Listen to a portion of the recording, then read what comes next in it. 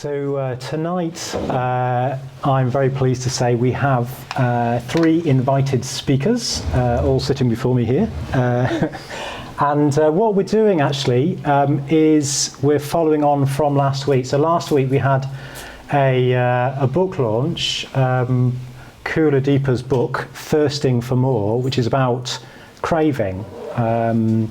The Buddhist approach to craving. I don't think that means, to how to crave, but an approach to craving, which was brilliant actually. A really, really interesting book. It's such a key feature of having a human mind, isn't it? Craving. And we wanted to follow on this week. There's a sort of a popular misconception of Buddhism that it's about having no desires, but that's a misconception. Actually, Buddhism has this term Dharmachanda, which means desire for the Dharma being the truth or the path, and that's distinguished from Kamachanda, which is desire for sensuous experience.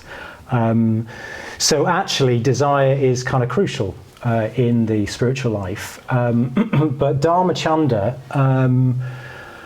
even on a good day, kind of desire for the truth is a bit of a tall order, isn't it?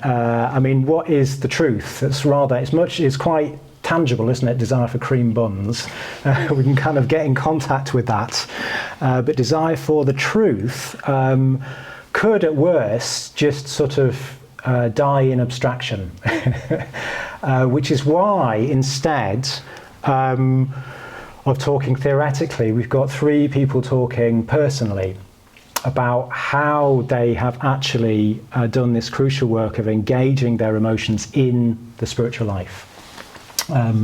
So I don't want to say very much more than that, because they will speak for themselves and help us. It's necessarily a personal thing. What works for you might not work for someone else. What works for someone else might not work for you. So we've got a range of speakers talking about things that have worked for you to stimulate your own sort of process of reflection and bringing to life, sort of activating our emotional engagement with the spiritual life.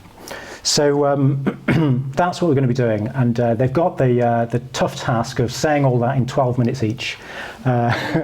So wish them luck.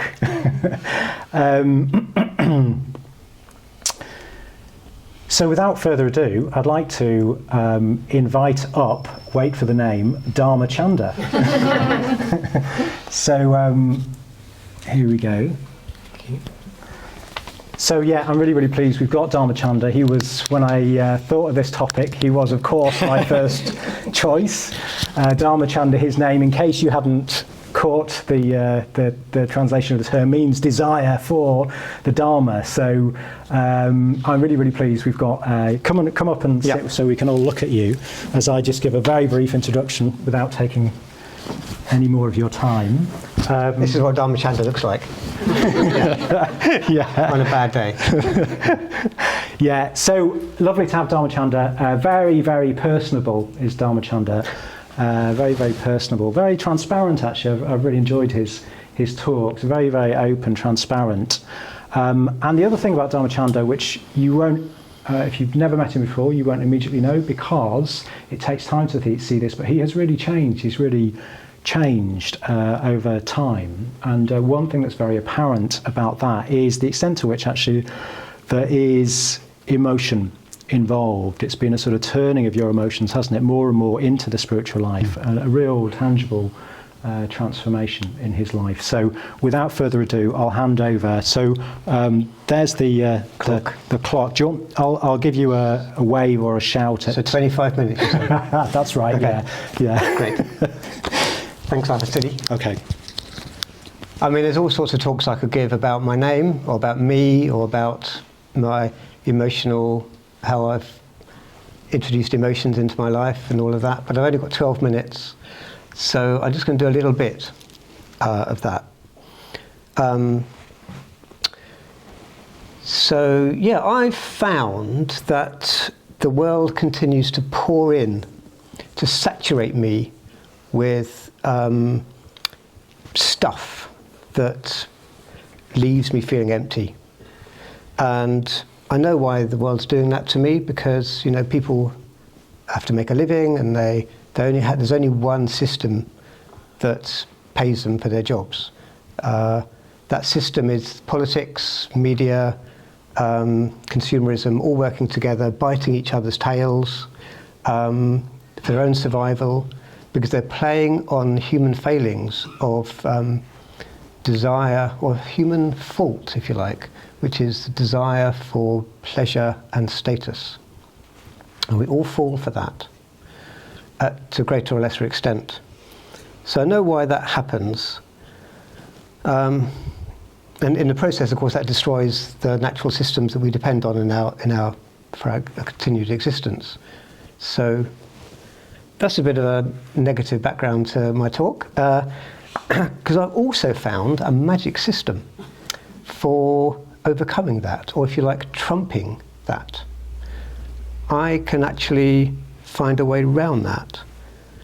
Instead of having the experiences that society wants me to have, I've found that I can cultivate other sorts of experiences. This is a magic system. But before that, some clarity, and this partly reinforces what Akshayadipa was saying earlier.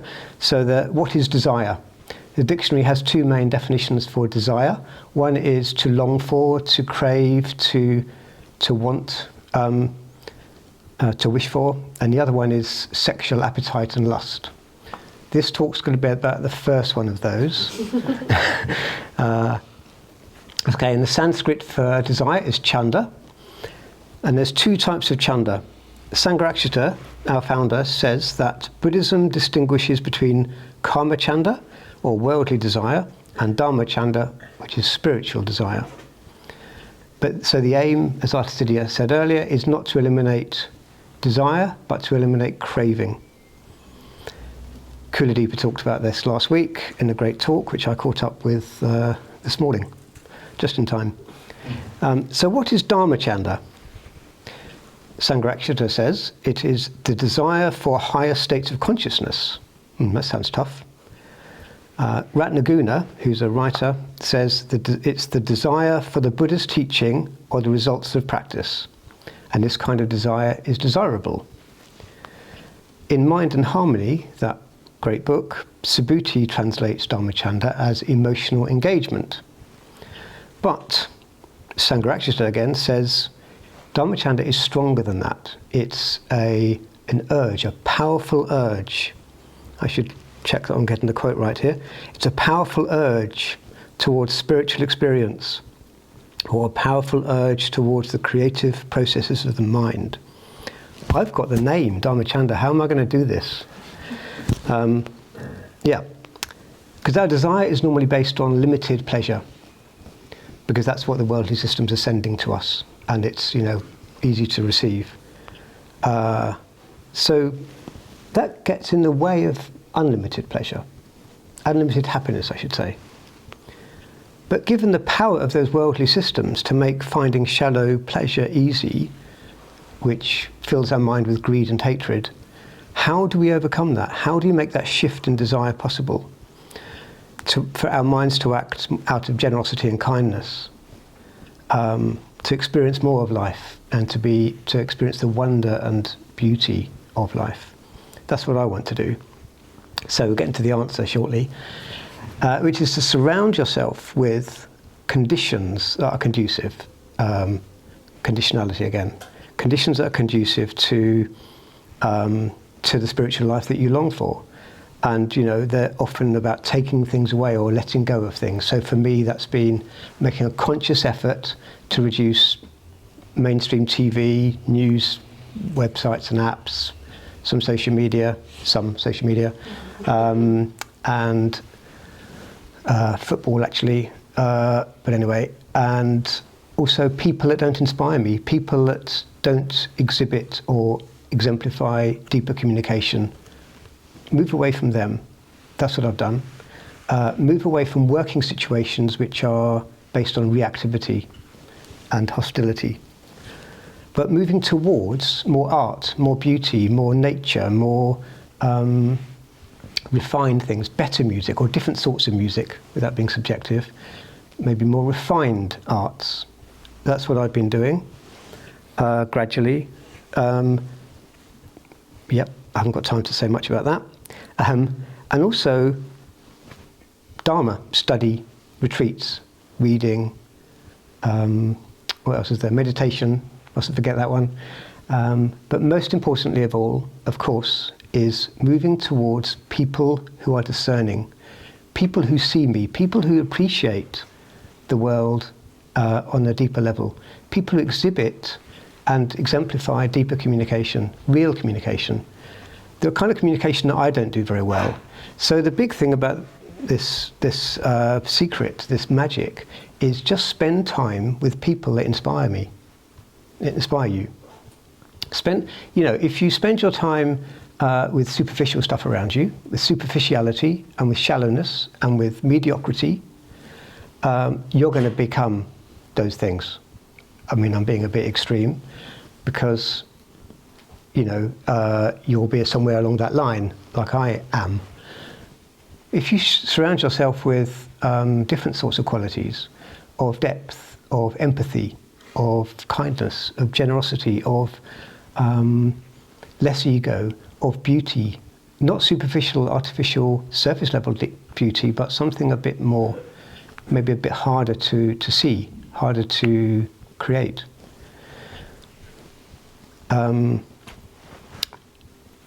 So spend time with people that are like that. Eventually the plan is maybe I'll be like that, or a bit more like that. It's a long-term goal, this, because if you immerse yourself amongst people who are exhibiting the qualities that you want to exhibit, so you just have to make those conscious choices to do so. But in my own way, not to be like them, but to get something more like that. So for me, spending time with, I should tell a story, shouldn't I? So my life has been driven by a strong sort of discomfort with the world, as presented to me, and being deeply attracted to the Dharma. And along the way, I saw people who were really exhibiting that, really exhibiting the Dharma, really kind of impressing me with what they wanted to do in their lives and how they were living. So I just decided I want to be like them. I wanted to be one of them. So I surrounded myself with them, and I could name them, but I'm running out of time, almost already. When did I? 37 is... Okay, thank you. So I kind of watch out for those people. We've created a community at the Cambridge Buddhist Centre, haven't we? There's people that are coming along more and more. You guys, we have come along to the Buddhist Centre for some reason. Aren't we lucky that we have each other to come along and meet with, and to spend time with, just to converse with? Because through that, over the years, I've found that I can see more clearly what my life is for, what my life is like, what I am like. And I can practice what other people are practicing: generosity, kindness, being truthful, and so on. With real friends, real spiritual friends, that will become clear in the conversation because it's real communication. So none of this is very surprising to any of you, because this is a core to Ratana's teachings. So the key thing is I organise my life around the Dharma, because I see other people doing that and to see the effect it has on them. Yes, and I could name quite a few people who inspired me, but I haven't got time to do that. Some people have witnessed Akshayadipa here, Sarvajit, Nayadipa, Taradasa, Sadharaja, Shakyakumara, Vimaladipa, Samidraghosha, Artasiddhi, Shibadasa, loads of people who have inspired me along the way through communication. And it only comes possible by communicating with them and being open to that. So we have to be receptive and open to that. and that will happen. Yep. And it's Earth Day today, so I'm going to take advantage of that and say that because I'm practicing generosity and kindness, and have been for a while now, gradually being a bit better, with noticing the consequences of my actions, I feel more at ease in my life because my conscience is more clear. I'm causing less harm to others through my behaviour, my activities, and that's only because I've spent time with other people who are being kinder, and so on. I'm moving towards something much more significant than where I was because of the people around me. It's as simple as that. And community, it's not just friendship, but it's community of people coming together as well. So at the moment, I'm involved in a project in the Sangha where we are setting up a co-housing group where we basically are planning to, or preparing to live on the basis of a spiritual life. Because those people have a desire for the spiritual life, we're enabling that through building an actual physical community of people wanting to live a spiritual life because they have desire to do so. So we're incredibly lucky here in Cambridge to have each other, and I guess I'm just going to wish you luck to continue the journey alongside me on my journey in deepening friendship with people, deepening community with people, because we want something bit deeper than what society is otherwise offering to us. So good luck with that, and thank you for your attention.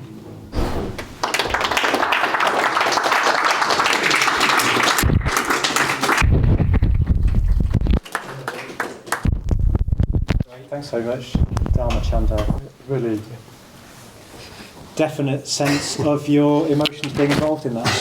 It's very sort of persuasive, isn't it? Just hearing someone talking very calmly, but very with conviction. Yeah, it's lovely. Thank you very much for bringing up this important area of people. And so now with Phoebe, would you like to take the chair? So really pleased we have Phoebe here as well. Phoebe is a remarkable woman. She has such an array of interests, talents, and connections. She surprises you at every. So we work together because Phoebe's on the team here. Just the other day, I found out that Phoebe's got a thing for cars. I didn't know that. I keep finding out more and more interest. She's such an array. I think array is a good word actually, of kind of interest. Very, very friendly as well. With it all, but she's a capable artist. She's brilliant behind the scenes at the centre. Very, very interested to hear what you're about to say. Thank you.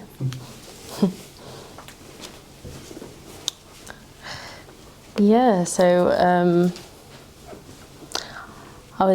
when Arthur asked me to do this talk, it's quite interesting because I was feeling a lack of inspiration, and I thought, oh, maybe this will get me back on track and motivate me. And yeah, it's been interesting reflecting on it, on the topic. And yeah, I think for me, thinking about what really drives this desire for the spiritual life, and how do I meet that desire in a way. It kind of comes down to vision. So similar to what Dharmachanda just said, there's, all of the kind of dissatisfaction with life that had led me to Buddhism in the first place. And when I kind of got there, like when I came to Triratna, it was interesting because I'd had a background in Buddhism before, but I've only really actively been practicing for like the last 4 years or so. And it wasn't the meditation or the teachings really that kept me, it was the people. There was just something about the Sangha, and I started in Sheffield, and it was very like, I just knew there was something different, but I couldn't quite put my finger on what it was. But everybody was just, super friendly and really, outgoing, and everyone seemed really confident, and always people just seemed to really be in positive mental states quite a lot, which I wasn't really used to in like the circle of people that I was surrounded by previously. Like everybody had all their own issues and things that they were really struggling with, and that was kind of what they'd focused on.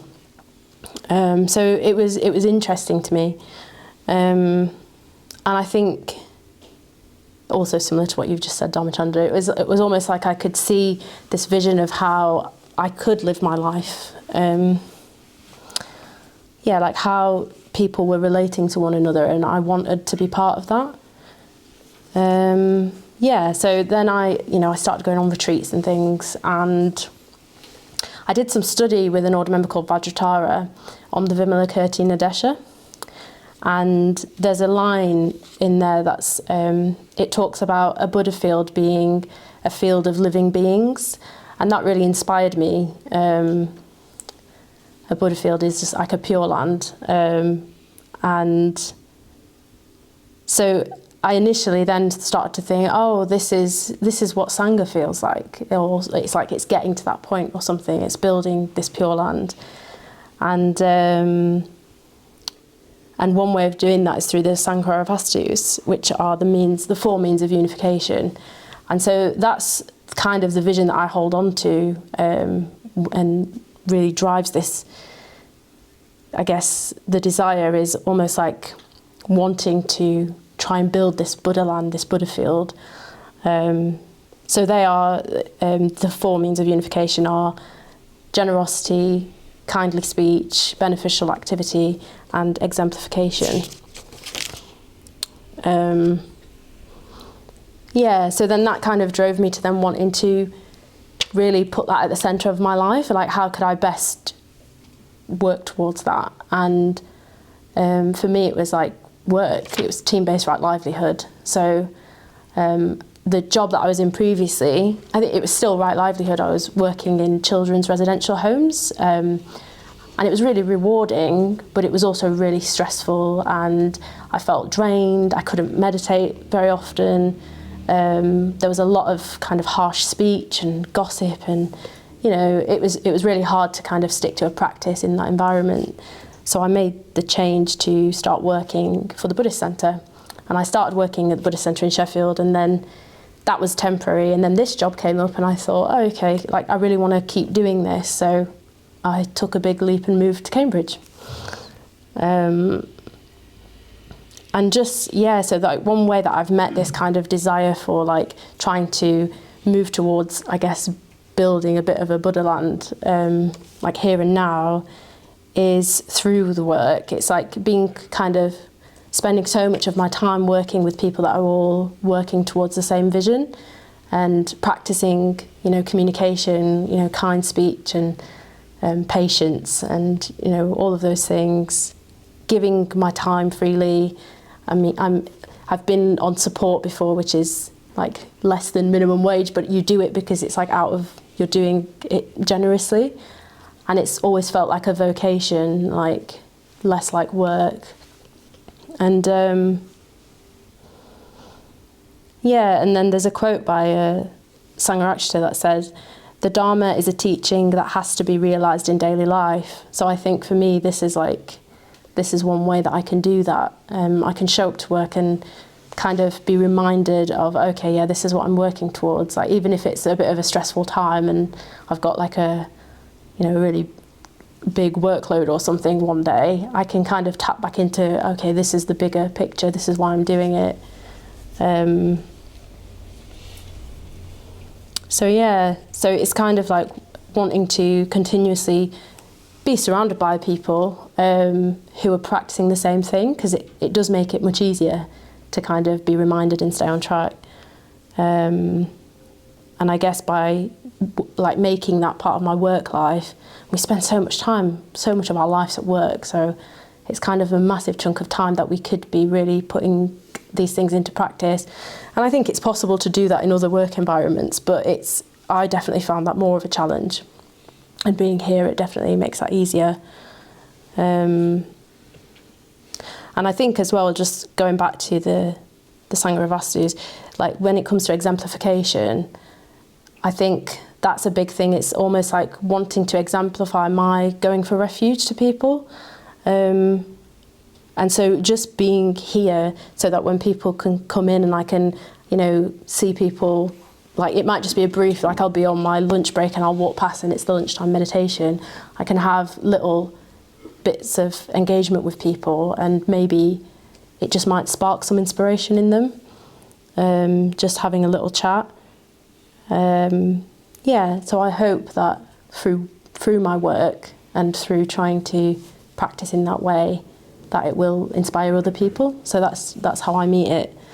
And it just brings me back to end on this quote of like, the Dharma is caught, not taught. So I think, as much as I think that doing talks and things are a really great way of sharing the Dharma, a lot of it is like how we are in ourselves. When people come into contact with us, the little conversations we have, our ethical practice, it really shows, and people will catch on to there's a culture that gets built up, and that's what really inspires people to keep practicing.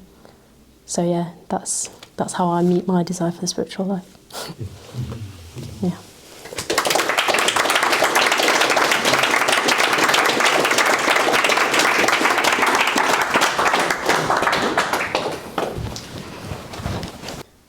So, Akshayadipa, take a seat.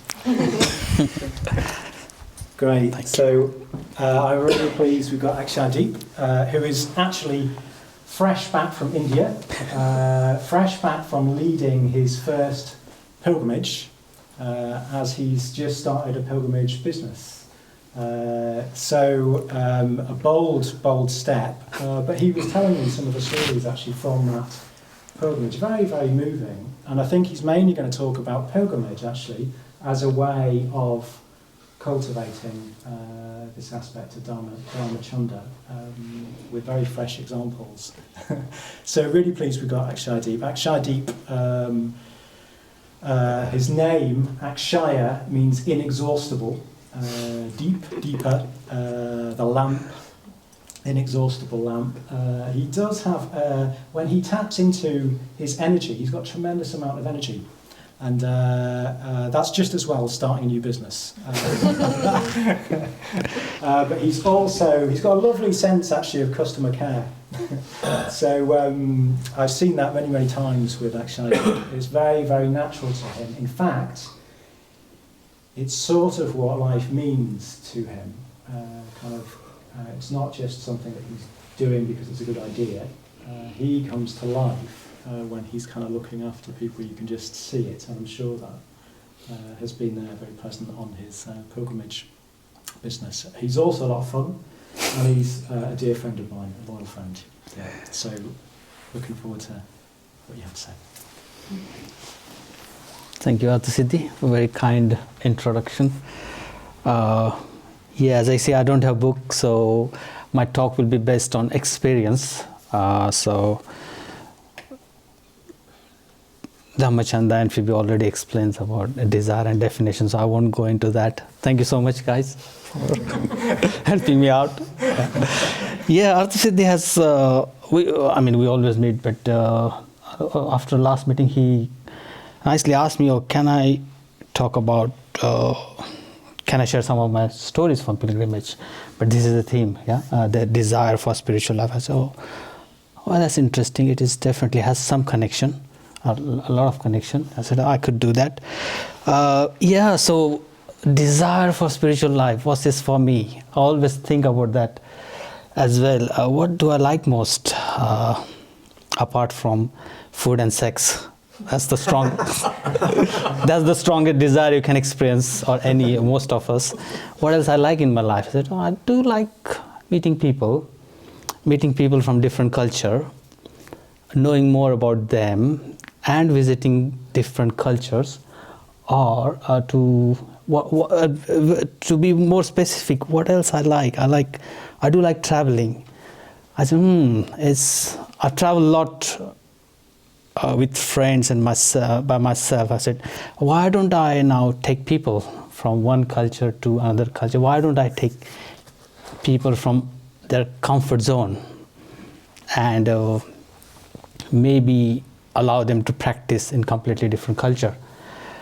And it's one way to explore your desire for spiritual life, or it can regenerate your desire for spiritual life. So I thought pilgrimage could be the best way to do that.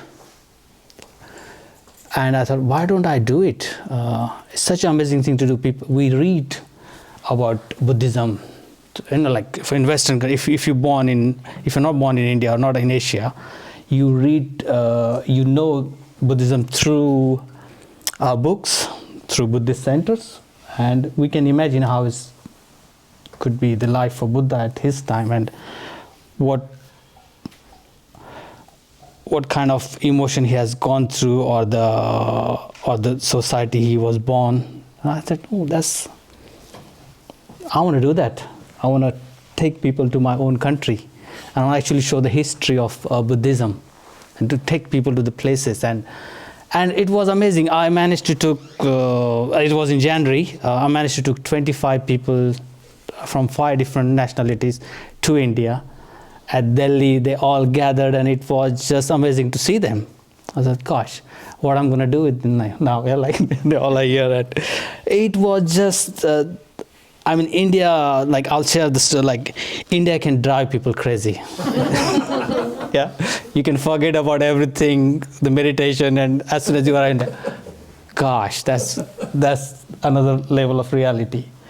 And people were just enjoying it from the day one. But as we were progressing, and one of the lady from London, India was just absolutely driving her crazy. The traffic, the chaos. She just saw the poverty, traffic, and chaos. She couldn't manage to figure out what's this all about. First 3 days, and she was coming up with a lot of things, complaining about hotel accommodation and things. And I was just listening. I know what was going on, but I was just being super receptive to her.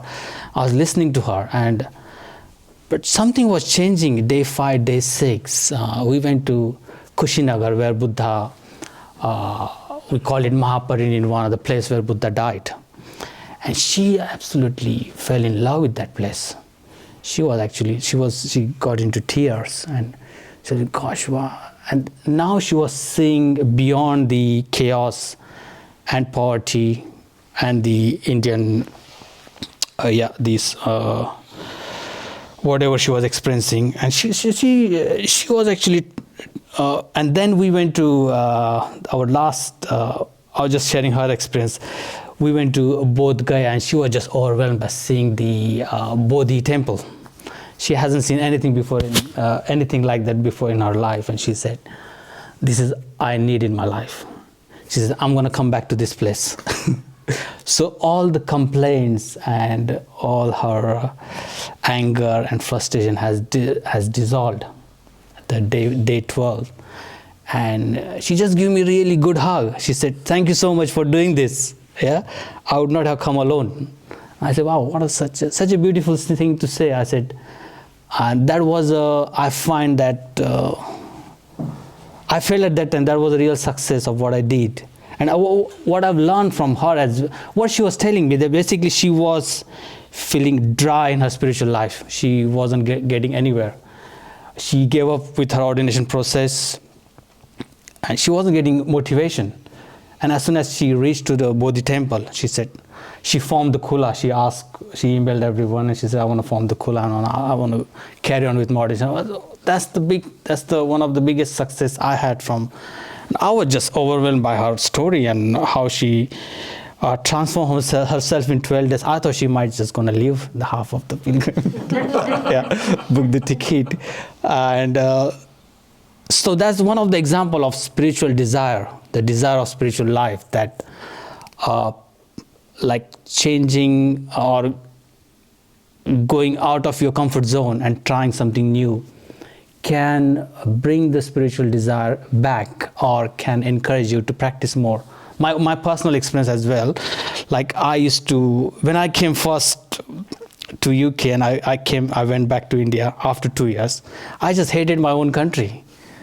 I said, gosh, so I was doing same, so much traffic, so much chaos. I came back, I didn't go back to India for 3 years. And then I got really depressed.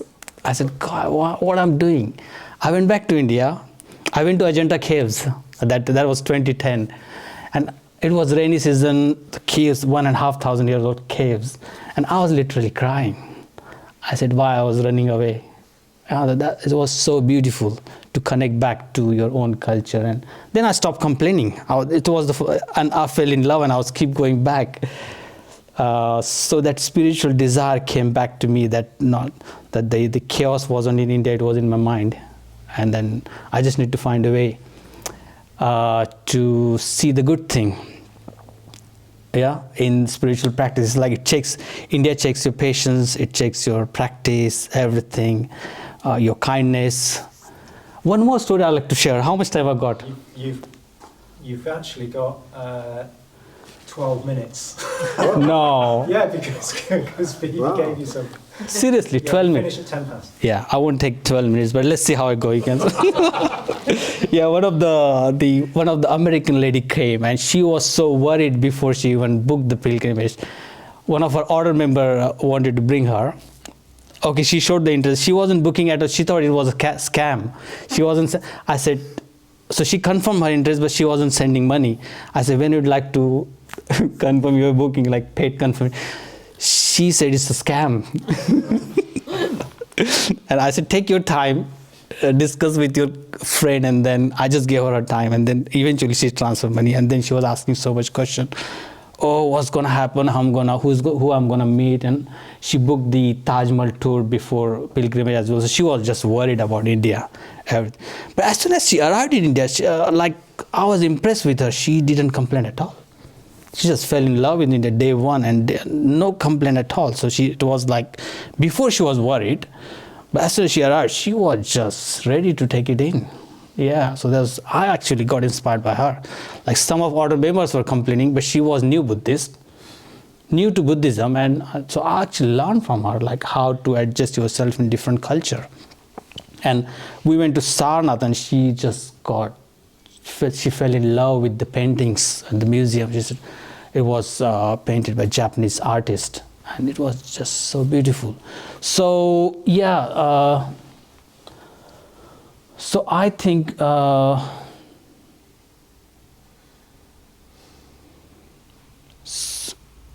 what's important for me sometimes getting out of the comfort zone and try something new, try new culture, challenge myself. That inspired me, and that kind of that's one of my spiritual desire, to meet new people, new culture, explore specifically pilgrimages in Asia. That's something I find really magical, and specifically in India, like where all it began, like going to places, Bodh Gaya, just life-changing experience for me and the people who were with me.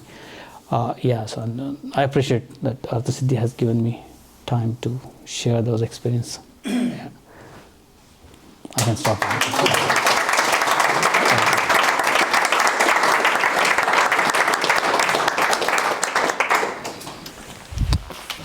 Great, thanks very much, Akshayadipa. Yeah, it was lovely hearing some of those stories. And you draw out this very interesting area as well of culture. We just got that word culture, but it's a bit of a mystery, isn't it? Why is it my mind? Why is it what sparks me off? Are kind of certain things to do with my own culture, and someone else's culture doesn't sort of spark me off in the same way. But then sometimes it can. You go to a different culture and something can spark that won't spark in your own culture. So really good that you drew this aspect out. I myself, when I went on pilgrimage is a traditional way of trying to activate Dharmachanda. When I went, I just wasn't sure whether I was going to respond to that. I never, in my wildest dreams, imagined I would go on a pilgrimage when I was growing up. Pilgrimage was one of the things that those religious people do, and I wasn't ever going to be one of those. Whoops. So I just didn't know how I was going to respond, actually, at all. So I went and tried it out, and it had a very strong effect on me. It kind of got to parts of me that I hadn't been able to get to before. And India got to parts of me that I hadn't been able to get to before either. It got me irritated and reactive in ways that I had not previously known. And that in itself is kind of interesting and valuable, isn't it? But the combination of the two can be quite a powerful sort of combination. Anyway, these two aspects of kind of culture and how we sort of access the depths of our own culture, and then also this aspect of pilgrimage, of actually going there and actually being in the presence somehow of where the Buddha was, where these significant events that somehow are sort of trickling down to us in our very existence, our very presence here in this room. It's extraordinary how that can affect us. So, yeah, thanks very, very much, Akshayadipa, for bringing that into the arena of what we're going to be exploring. I don't know if the speakers are willing, and if there's any questions, things that they talked about, or particularly if it's sort of personal experience, because I think this aspect of personal experience is so important to the subject. Are there any questions that anyone would like to ask before we break for tea break? Thank you. The question that Tom asked was, how did, because I mentioned I brought more emotion, in fact Artie City said it as well for me, brought more emotion into my life. How did that happen? It's a very long story, Tom. I was brought up in a very conservative, traditional way, not to express emotions. That wasn't the thing to do in my family. It was like, just work hard, get on with making money. That was my family culture. So emotions were not on the agenda. I was never taught how to express emotions. So coming along to things where people were expressing themselves with the emotions was quite tough, actually quite difficult. I came up against myself, but I gradually allowed myself to unfold. I don't know how. Just by being with others and wanting to communicate, wanting to express myself, and love coming up, for others and myself, allowing that to blossom, dropping some of the ego stuff, dropping some of the distractions, dropping some of the norms that I'm expected to follow as a good capitalist, as a good corporate man. Allow the emotions to surface instead.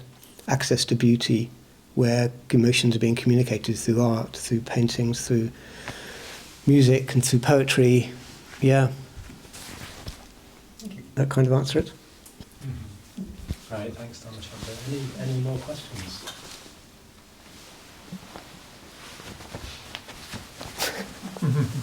Does Akshayadipa have a website? Yes, I do. The question was, does Akshayadipa have a website? It's joytours.co.uk. And he'll be taking bookings at the end of the Yeah, no, I'm not.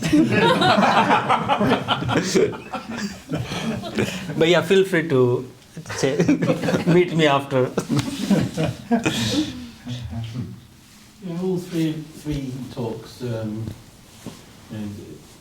what all of the speakers have done is very courageous and in different ways. And I just wondered about whether there were any times of regret or not believing in the vision after making such changes, and how that sort of played out. Great, thanks, Josh. Really good question. Would anyone like to? They're all saying no. Okay. It's always a worry, isn't it? Because lots of people don't continue coming along here. They find the Dharma, they find spiritual friends, but their circumstances don't allow them to continue to come along, to meditate and to study and so on with others. So there must be quite complicated reasons behind that often. It might be circumstantial, but it may be there's a resistance that we build up, a barrier, kind of protective layer. I think I had it, protecting myself from the unknown. because we are going into the unknown. This represents the unknown. What does Dharmachanda mean?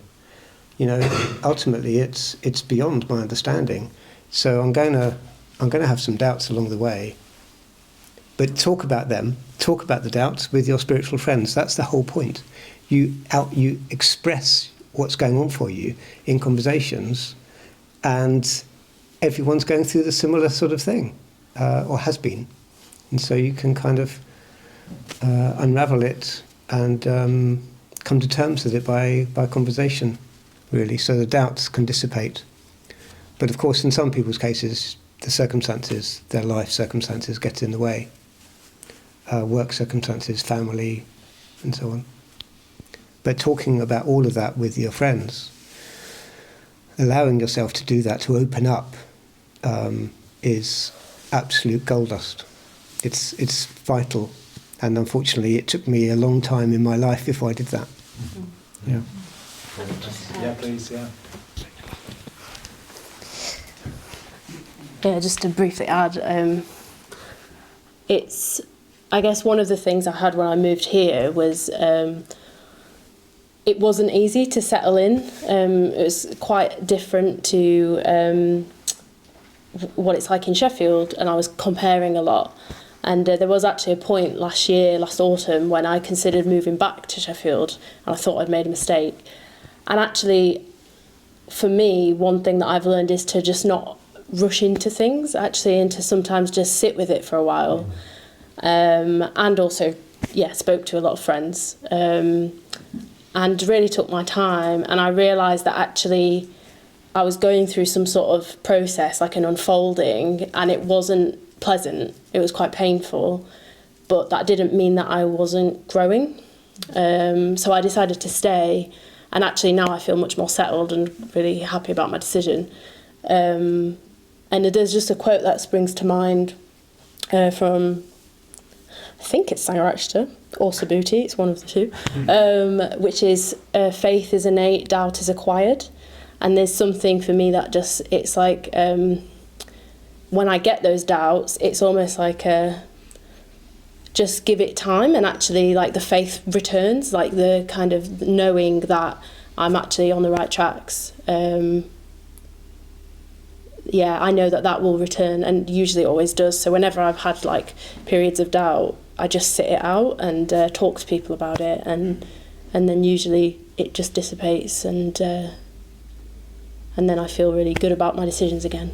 So yeah. Did you want to say anything? Sorry, I didn't hear your question properly, so that's why I didn't.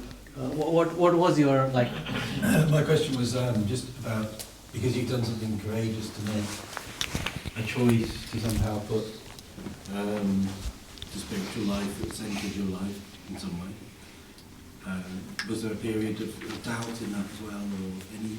What were the difficulties of it? Yeah, I mean there's always doubts, like not always, but more like a Mara. When life doesn't go according to your plan, then the doubts come. What am I really doing right thing? Am I with right people? Like the external world is always more about success, financial success, and what you got. And then, like when I used to work at Windows, I used to feel like, why are we working for less money?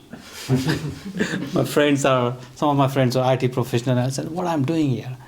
Yeah, like with Arthasiddhi packing boxes. And so that sort of doubts. But then there was a beauty of friendship and a kindness around. So that motivated me to stay in Sangha.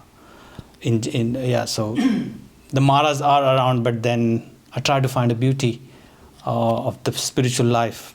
Yeah, like. Just explain the word Maras, because not everyone. Sorry, Mara is what's the Mara in English? I was in India for almost 2 months. Mara is represents the darker forces at play in your life. Yeah, hindrances in your practice represent the darker forces. Yeah, so there will be, when you meditate, there will be like tiredness, laziness, but you need to find the motivation. I find motivation through why I'm doing it. What my band, like sometimes I just think about Urgen Sangharakshita, what he was doing in his life, like what he was trying to communicate to people through his work, through his books, through bringing different culture together. So that was a motivation to, through people, through teachers, through friends who are around practice. Yeah, maybe I'm talking too much, but thanks. That's great. Thank you very much.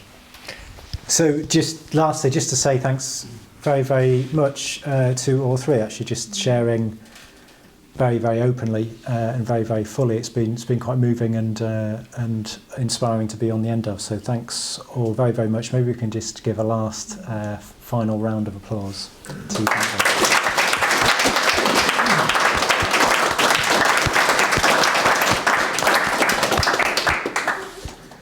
Great. So we'll go for a tea break, and then after